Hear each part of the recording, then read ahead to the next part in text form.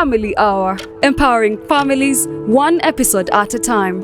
Together, we build strong, healthy, and thriving families with our daily dose of inspiration and expert insights on topics that matter, like education and career growth. God did not give the white people or the black people less talents. No. By the time God said, go and take control, that means God, our Father, the Creator, had put all the abilities in us. Family health. No one should one day tell you that, hey, since you have diabetes, you should not take Caro. That's a lie. There's what you call portion control. Finance and wealth. Keep track of your spending. And part of the spending, of course, as we said, be able to separate wants from needs. That's secondary. Leadership and governance. There are people who take on the political aspect and try to water down important, significant decisions we leaders take for the good of this country. Not forgetting parenting. Now you're raising kids or children who are in a totally different time. You get it. Those days your mother would just give you an eye and you know this is a problem. Hey, there are visitors. And it's just there are visitors and around. Mom gives you this eye, you know? Yes. Catch more of this every Monday to Friday at 9 p.m.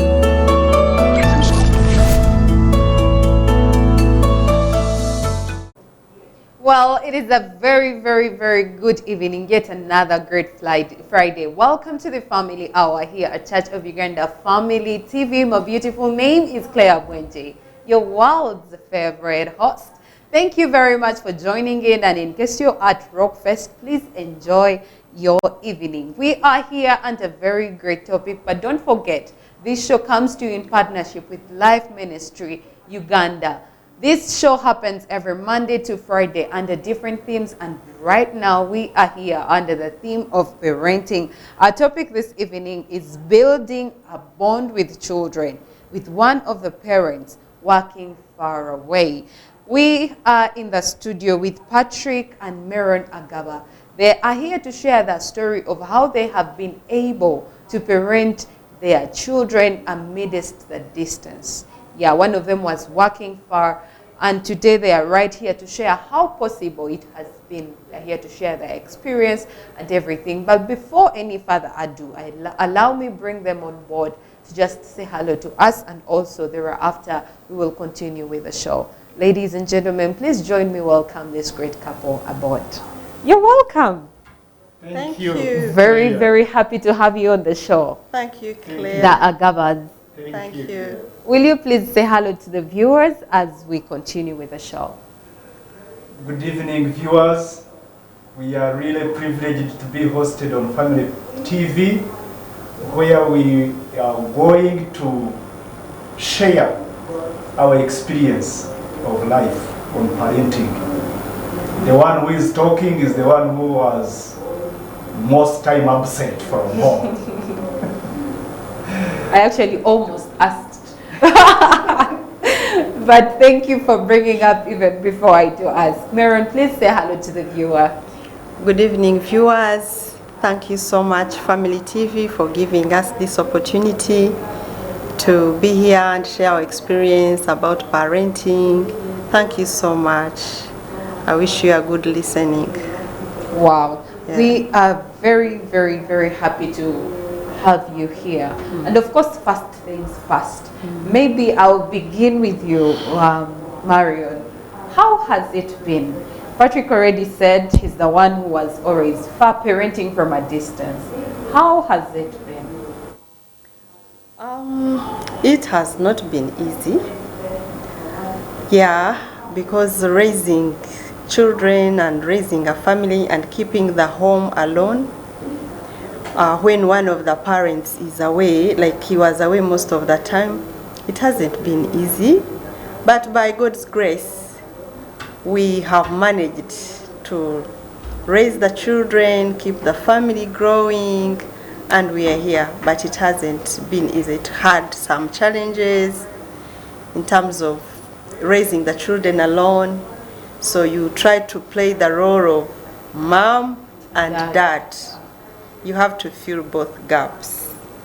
So that's how tough it was, but God was always there. And he also, much as he worked from far, but he really knew his responsibility of a father, and he always called, made phone calls, and of course sometimes he came home for maybe 1 or 2 weeks, but mainly he was away. But even when he was away, he always endeavored to make phone calls. But the actual work, it was always me playing the role of mom, and of course not dad. I can't be a dad, but I always tried to be there to cover all those gaps.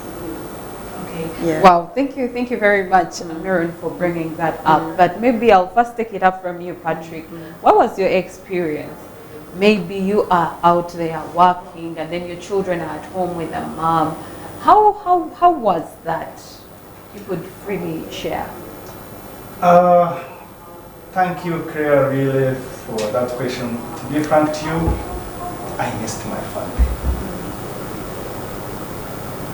I missed my family, I missed my children, but the beauty part of it is that we were always, I could not spend 2 days without calling them, calling my dear wife, talking with my children, asking them how they are doing, how they are feeling, So somewhere, somehow, I think that one maybe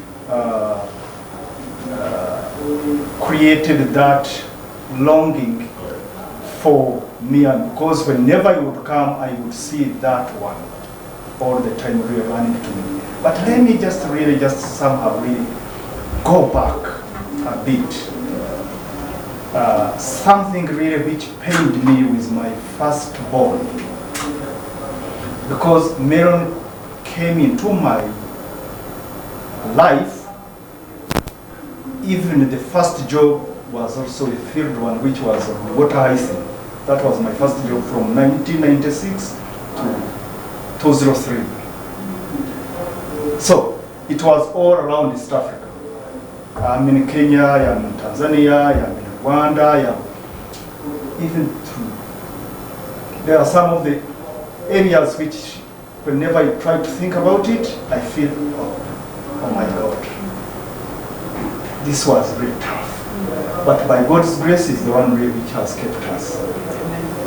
Because just 3 days after our wedding, no honeymoon, work. I left her in the village. You can imagine that. It was really, I think from her side, it was really tough. And then, later on, when I joined another one, which was now in tourism, my firstborn, that's when you was coming. That's when, anyway, we had our firstborn in 2002. And I would go for some time, and this boy, whenever he would come, he would look at me and run away. But you can't believe, kids, I think, there is when they master the voice. So whenever he would start talking, immediately I would see him smiling, coming towards me, but later on running away from me. And it was like a pain. It was real pain. But of course, later on, when they grew up, I think one thing really which bonded me with them, I'm someone who would come and start playing with them. Football, running around, picking everything in them, playing cards with them. So I would engage them, and the beauty part of it also, I am, up to now, I'm still good at mathematics and telling stories, so I would help them with work. So whenever I would come, anytime everybody would say, Daddy, help me, Daddy. So that one. So sometimes when I would be out, I would say, now who is helping them? Oh yeah. Or sometimes whenever I would just call them, one of them, Daddy, I have this question. So somehow it kept us. I think there is a way how it bonded us. But other than that, I attribute everything to God. It was really not me, not my making. Definitely.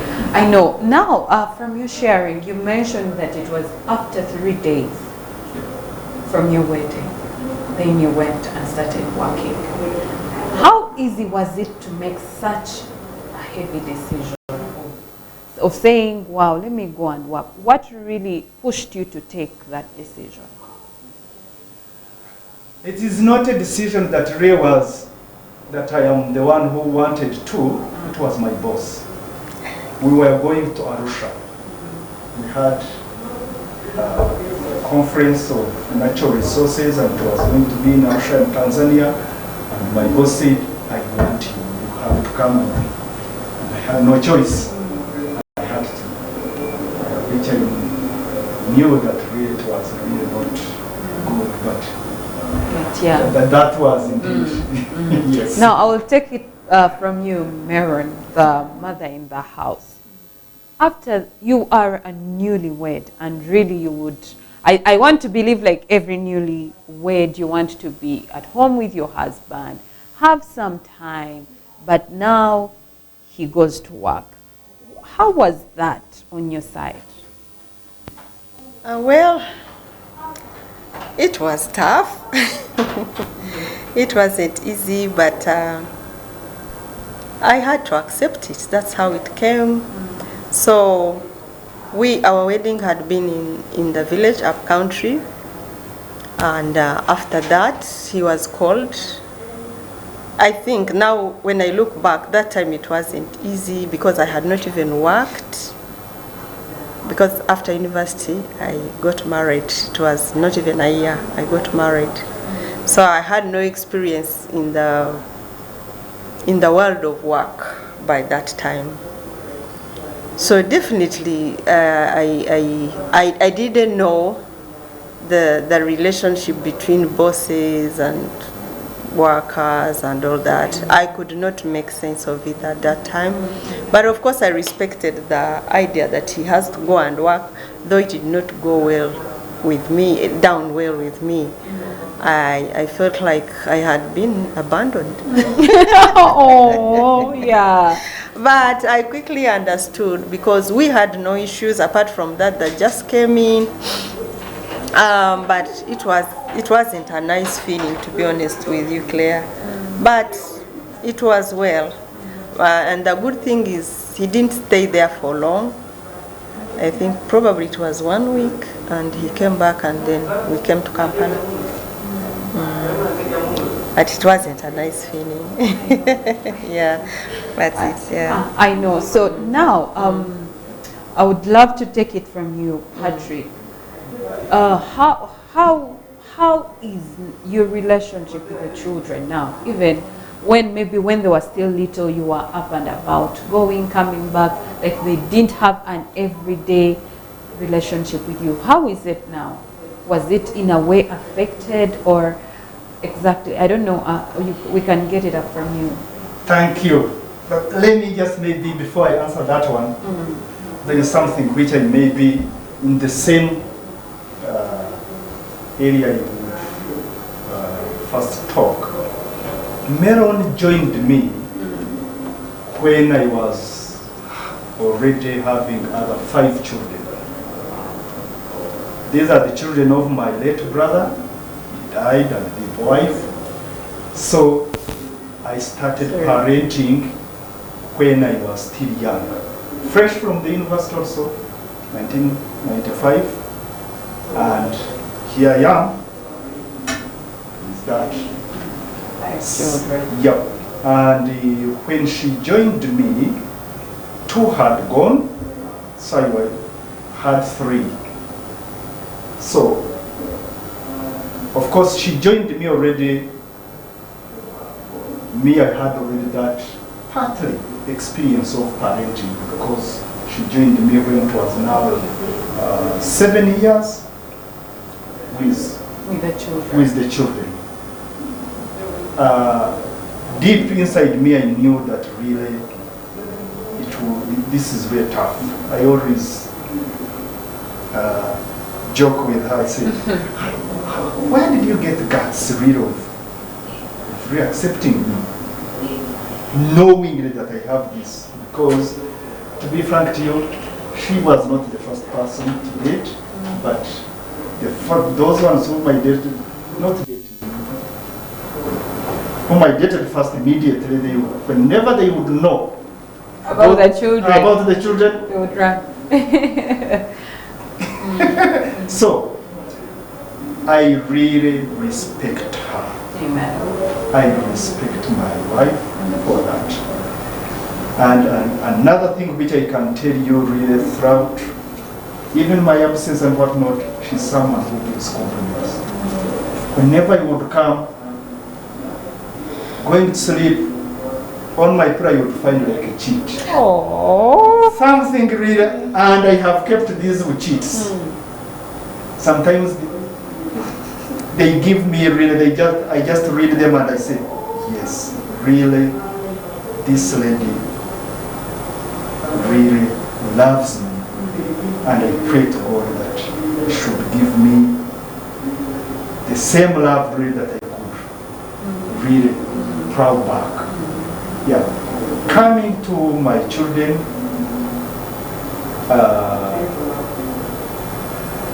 how my relationship when they were young and now how they are. The beauty part is that whenever you would come from,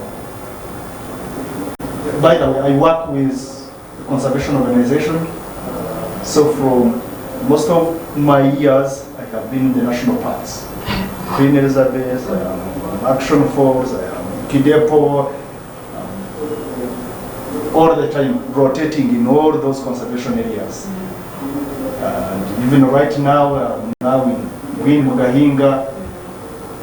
So that has been my life. But the beauty part is that even with that, also, it exposed my family to conservation.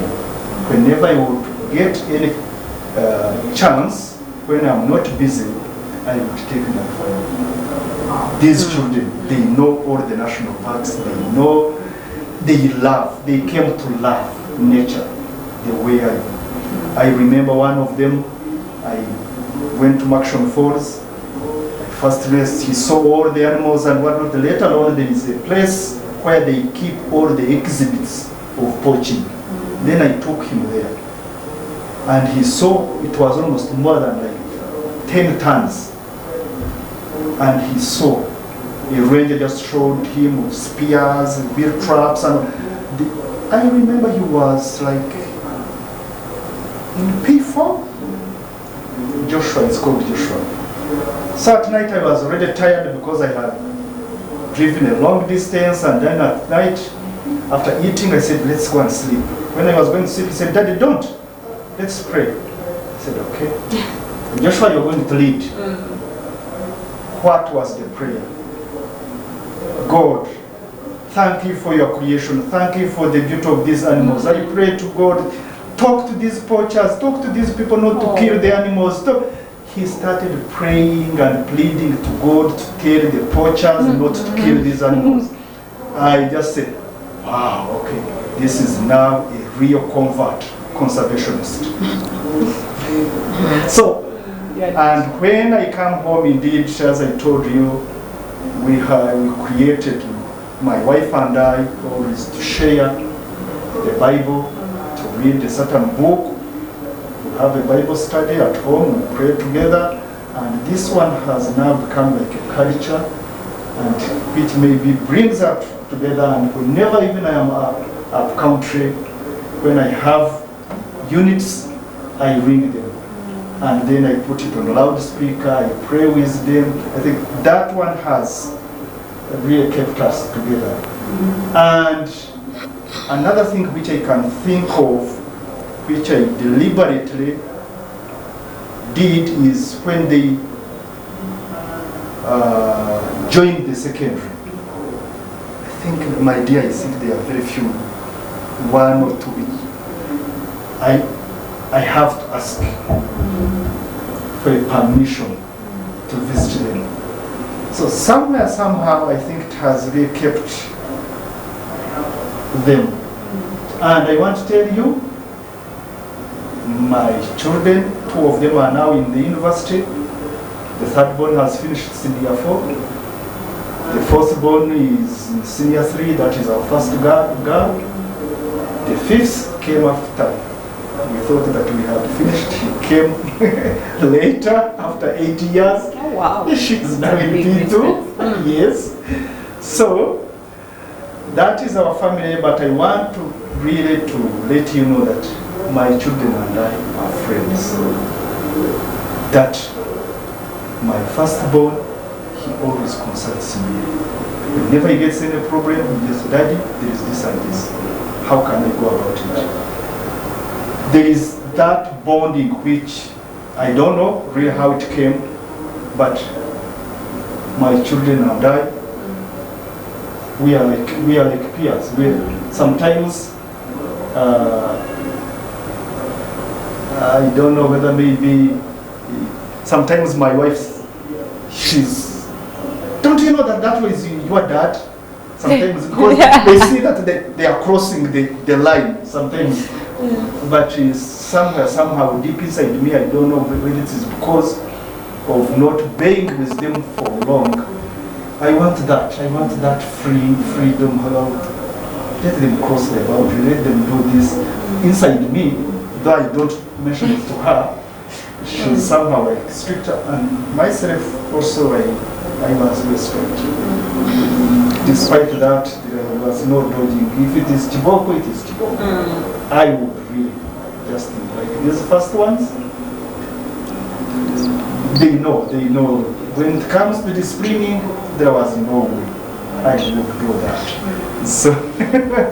So I thank God really that my children are not distancing myself. They are my friends. That's what I can say. Yeah. Wow, thank you very much. Maybe I'll take it up from you after this short break, because our time for a break is up. Dear viewer, please let's take a very quick break. This show returns in a bit. Please don't change the station.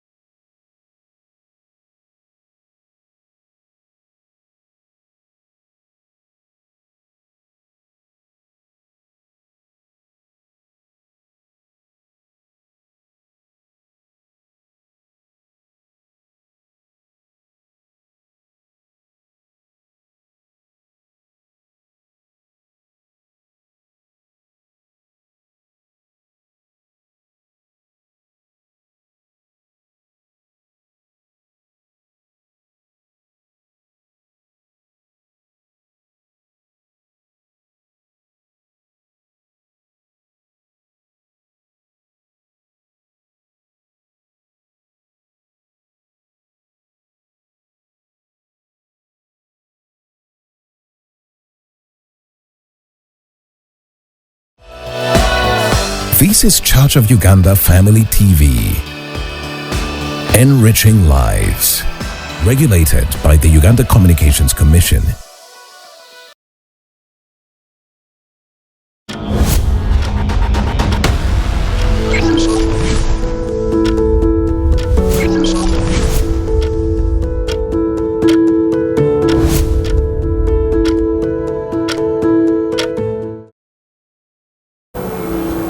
Welcome back from that short break. You are still with me, Claire Bwinje, the world's favorite host, and in the studio I'm with the Agabas. They're actually sharing with us their story of how they have been able to parent and create a bond with their children, even when one has been working far away from the children.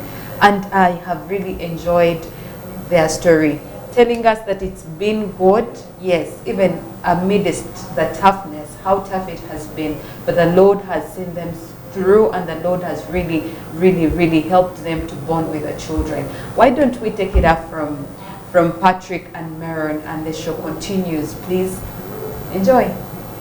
Yeah, back to you. And I must say, I love your honesty. And I love the way you're speaking from your heart, that a person, a viewer out there is able to resonate and also connect with you.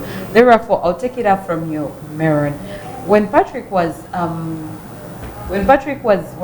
mentioning, he said of when you came as a newly married, you found him with children, 5 of them, and here you are. You're new, just after campus. You are taking up a role of a mother at that young age. How easy really was it, and how hard was it for you? Please, let's take it up from you. And the beauty is, he was actually crediting you, saying thank you, how did you make it? Please, let's take it up from you, Meron. Thank you so much, Claire. Yes, as he told you, I had just finished university. I found him with a family already of his late brother, so he had taken over the children, but they had really bonded. It was a family. It was a family unit. So I come in, and it was just shortly, maybe 1 year, we also got our firstborn. So yeah, I was there. I was a new mother. I had no experience at all of like raising a family, but it was a little challenging. It was actually quite challenging because I did not know how to mother the old children. Okay. And besides, teenagers. Yeah, they were teenagers. They were teenagers. I had not been in their space, so I was just the stranger in their space with their uncle. So it was quite hard. Sometimes I wouldn't know how to come in. Like, what conversation do I have between him and them? What conversation do I have? It was quite challenging. But I remember what helped me, what would help me, like my strength. I would find strength in, first of all, I told myself, I'm here to be a mother to these children. I did not feel like I am in a wrong place or they are in a wrong place. So I accepted them, I embraced them. But to be honest with you, Claire, it was not easy. Because, you know, these are children you have not raised right from the beginning. So you are just coming in. And I also lacked experience of mothering, you know. Definitely. So, but this thing was like living each day at a time, learning from your mistakes, learning from the job. I learned on the job, on how to be a mother of both the old children that had been there already and the young ones that were coming in. So, but the other beauty is I used to pray. I was prayerful. I used to pray, and I had started, our relationship had started on that note that we are Christians and we have to pray. I actually remember the first gift I ever gave him was a gift of a Bible. And I still have it. He still has the Bible. I still have that Bible. Mine got I bought 2 Bibles. I was at the university, and when we started relating, it was in like towards the end of my 3rd year. So when you are thinking of a gift, for me the first gift that came to mind was a Bible. So I bought 2 Bibles and I gave him one. They actually looked alike. I gave him one and I kept one. So it's like it started at that footing. So even when the challenge, okay, was it a challenge? The responsibility of being with the bigger children and the young ones, when it was there, I always knew God is my strength, and I always prayed. And these kids, actually, even the old ones, I learned to pray with them. Though of course they grew up, some were already in actually secondary, they grew up, they moved on, but life went on. So now I started the chapter of raising these young ones that had come in. But it was not easy actually, because even him, I think maybe we can even talk about the bonding between us. The bonding between the two of us was also a little not easy, because he was already bonded to a family. He was already bonded to a family. Sometimes you wanted to talk to him and he's busy solving issues. Like now I'm in the family, I know the issues that can be there. You're handling children, their school, their performance, all that. So sometimes it was not always like flowing, that every time I want, we need to talk about something, he's available. Maybe he's busy, maybe he's handling something. But eventually, we came to learn that this is part of us, this is us, and we have to learn how to navigate our situation, and so we learned and we grew together. By God's grace, that is how we are here. Wow. Yeah. Wow, and Yeah. okay. Maybe I can just really to expound on that. To be frank to you, indeed, as she said, it was a challenge, because I had indeed bonded with these children. No father, no mother. So already I took up that responsibility. So there was that deep, I decided I have to do everything. These children never to how I wish my dad was around. So I went overboard in order to try my level best for these children, never to lack anything. So, and to be frank to you, everything I attributed to God. You can't believe my first job, I did not apply for it. I just saw it coming. That is the one which I told you on water hyacinth. And I was paid well. Wow. But I want to tell you, the only thing I can remember for those 7 years, it is a small piece of land I bought in the village, and the car, which I still have, which I bought in 2000 up to now. I'm still driving the same car. But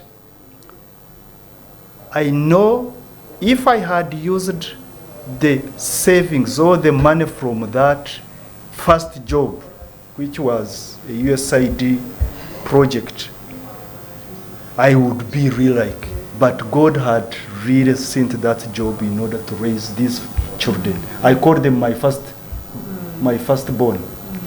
Those ones I called, God sent this job for the firstborns. And of course, here are the children who have already now bonded to me. We are alone, and here now comes another person. So somewhere, somehow, already they have all the others were really big, except one who was in primary. So the big ones would know our uncle has come, who is the same as Dad. I think he needs to talk to the wife. So you would see them giving themselves space. But of course, on my side, I would reflect how they used it when she had not, maybe. So somewhere, somehow, I would talk to her, do this and this. Within no time again, also I want to balance. I want now to switch off now from her, and I go to their room and started asking, how are you? How have you been? And so, yes.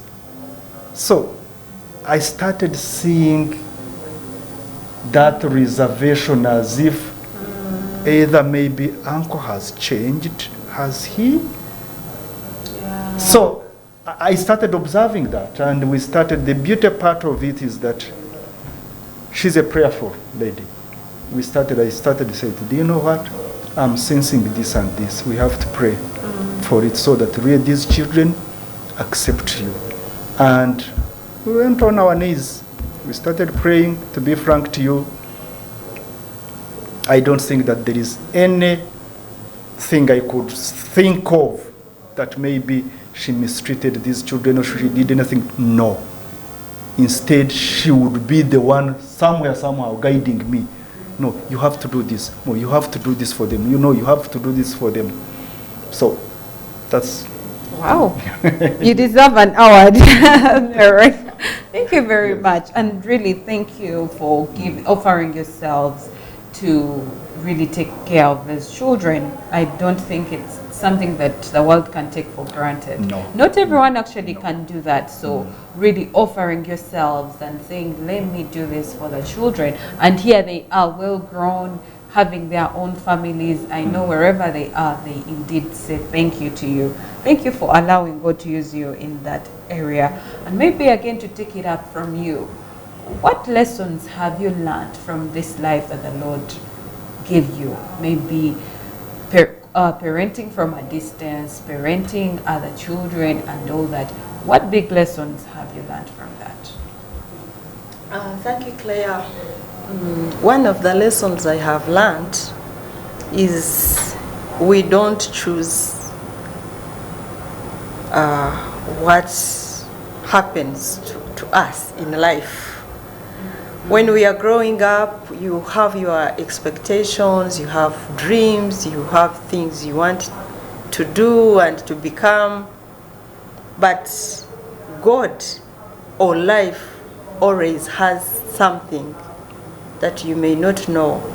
And so the lesson is to always humbly accept what God has given you. Here what I mean is,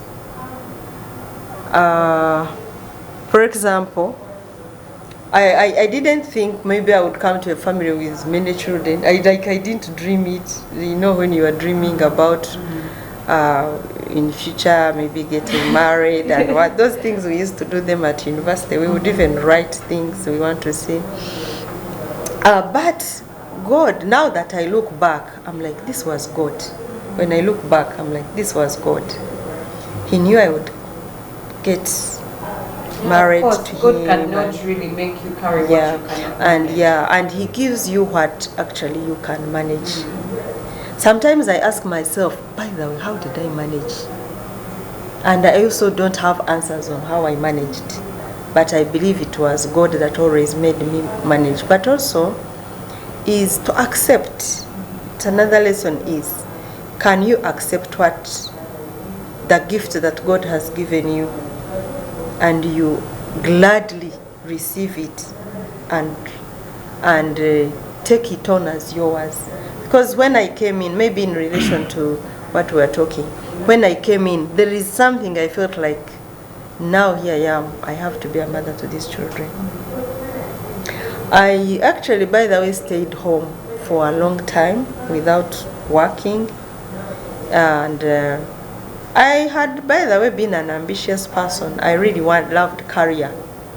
But as God or life would have it, God, because God is the one who owns life, I stayed at home, raised children, gave birth and raised children. Something that was opposite of what I thought. Because I thought I would, from university, maybe career, maybe, all those wild dreams. Yes. But how come now life was a little different from what I always thought? So I have learned that when you find yourself when you are given a responsibility or you find yourself in a situation, embrace it. You never know what God is doing behind the curtains. Yes. You never know. You never know why you are placed there. And you never know what you can achieve for not for yourself, but also for the for the world or for the family where you are placed or something. So for me, my bigger lesson in this is that I was placed in there for a reason, for a purpose, and I should embrace it. But in those past years, to be honest, I couldn't really understand. Sometimes I felt, no, I want my career, but then the situation was not breaking through.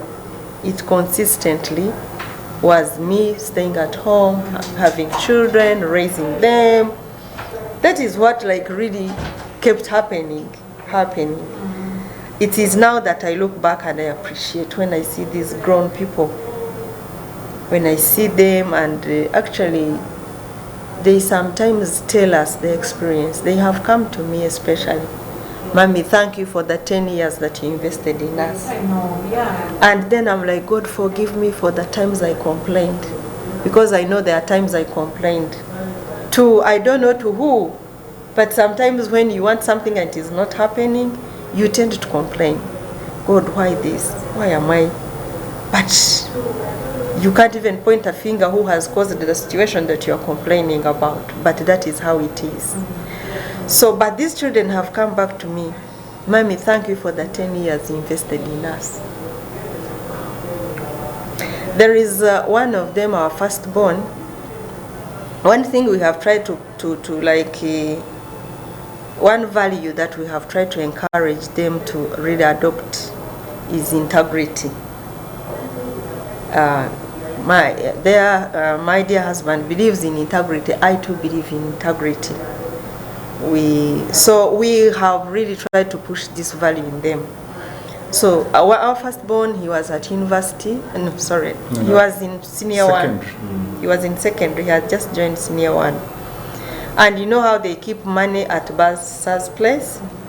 So he kept using his money and he exhausted it.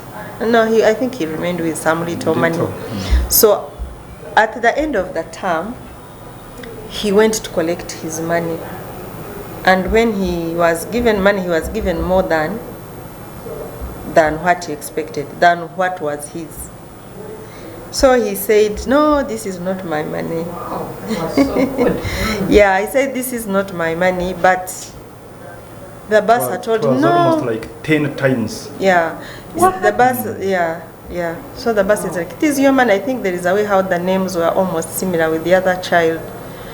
So when the child was exhausted of explaining to the bursar, he said, now what do I do? The bursar is saying it's my money, but it is not. So he received it, but then he talked to another person in the accounts office. The bursar has given me this money, but it is not mine. So the other person said, okay, you can put it here and we shall sort it. So later it was sorted. Actually, they found it wasn't his money. But it touched the bursar, it touched the people in accounts. They were touched and they were like, child was given money and refused it. And so we were also touched. We were like, oh, this is great. So back to your question, when you see what you have been trying to invest in the children and you see such a fruit, you feel good. We felt good. So somehow it calmed down my questions of why, So I began to appreciate. I said, hey, you mean there was something good I was doing? You mean all along, God, you had a purpose? These people can even appreciate. And they also share stories with some of their friends. And they come and tell us, you people, some children are hurting. Maybe their mother works far, maybe their father also works far. These children are not having parental guidance. Thank you for being there for us.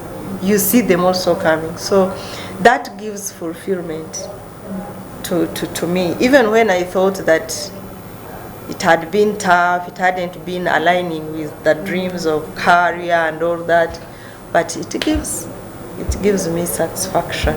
Now that I see, yes. Yeah, you see the light. Yeah. Thank you very much, Meron. And I really, really appreciate that. And I also add my voice really to Patrick to thank you for staying at home because, like you well know, when such a scenario happens, the woman also says, even me, I have my career, I have to run, just like you were saying. And you find that the children are at home, but the mother is busy and the father is busy, and they're being taken care of a maid who will give what really she has. She will parent them the way she knows and the way she was parented. And when the parents look at them and they fish and like, what kind of children are they? But they forget that they never paid attention to them when they were still little. So really, thank you very much. And maybe I'll pick it up from you, Patrick. What lessons have you really, really learned from this whole thing? To be frank to you, it's not that I am advising or maybe I'm advocating the mother really to be at home. In most cases nowadays you are hearing about women emancipation. For your information, at no time did I really stop my dear wife from working. No. But we tried. Whenever we would see it, we tried. But that is those first years. But God had a purpose. When I see nowadays in the newspaper, in the media, about children how are being mistreated by the maids, or sometimes you see them not having good morals or characters, then I say, thank you, Lord God, for my dear wife, to have reaccepted and be with our children. And here their children are giving testimony about us. And we are seeing these fruits in them. It's really, they always testify sometimes what they see with their friends. And sometimes they come home carrying a burden of some of their friends about their parents. You know, my friend so and so, the parents are never there, they are this and this, but anyway, they have money, they send her money, he's this and this, but then you feel, oh God. So parents over there, it's not the money that matters, it's our time. To be frank to you, whenever I come from home, where I come from work, I have become a family. I don't know any other socialization, to be frank to you, other than the socialization of conservation in the field. But as long as I'm in Kampala, 6 will find me at home. I will be there with my children, I will eat with them, I will read the Bible with them, I will pray with them, and I'm seeing so far that in them, especially now that the firstborn is almost now, I think he grew very fast. He's really mature. He's mature beyond his age, I may say so. So somewhere, somehow, he's like the policeman of his fellow, the siblings. He wants, you do this, and maybe I said, okay, so this is what maybe he feels I have to shape my brothers and sisters, and he's like real authoritative. And I said, okay, maybe this is what it means to be the firstborn, because I'm not the firstborn. I'm almost the lastborn in the boys. So even if I would see something that should be done, I say, my brothers will do. They are the ones who are big. But now here is him, different, completely different. So the lessons I can say, parents, create time for our children. It is not something that you will regret. Time invested in our children is the best thing you can do, because sometimes we think that we are going to work, we are spending time outside 10, 11, midnight, that you are meeting, doing what, but there is something. And in most cases, when we are trying to do that, we think that we are doing it for the family. By the time you get all that money, you find already the ones whom you are trying to invest or to create these riches have already taken another trend. And it is really pain for a parent. And again, in front of this TV, I want to thank my dear wife, because it's her. Yes, I supported her, but mostly she's the one who did a big, big job. And trust is another thing really which I would put forward to our viewers. When real God brings you together as husband and wife, the Bible tells us that you are no longer two, you are one. And what I can tell you is that in the field, I'm catered for. So why should I go with my ATM? She's the one who handles my ATM for the family. And that one brings also that bonding. My telephone, it is a telephone for everyone. Even my little one who is 8 years now, she knows the password, she can go in. My dear wife, can I call someone? There is nothing that I'm hiding, I'm doing what. So building trust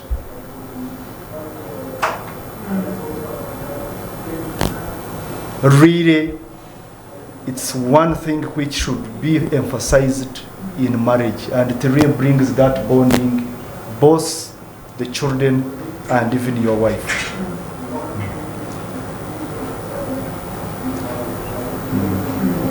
All right, thank you.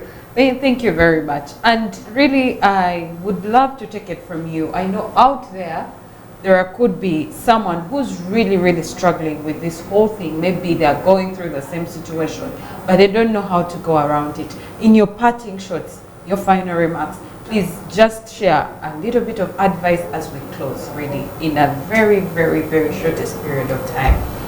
Okay, thank you, Claire. To our dear viewers, especially the mothers who might be at home raising children like I was those years, I want to tell you, take it as a noble opportunity that God has given you. That time is not going to repeat again.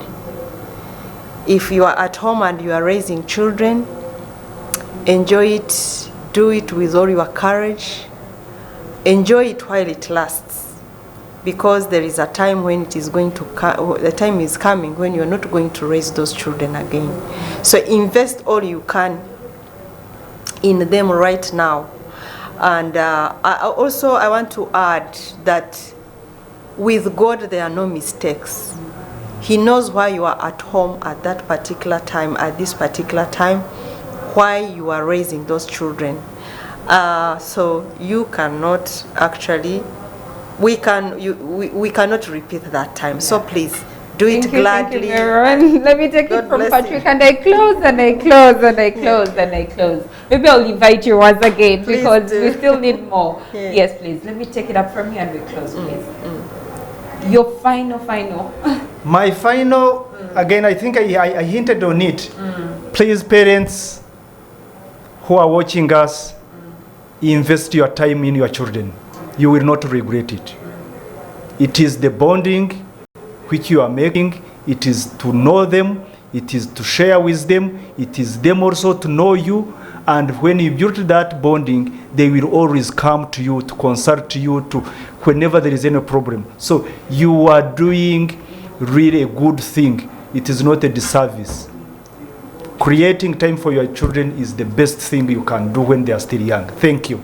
Yeah, thank you very much. And to you, our dear viewer, thank you for keeping Church of Uganda Family TV, and to the Agabas, you did us so well. It is a very good night. The Lord bless you. I'll see you again next Friday, same place, same time. I love you. Good night.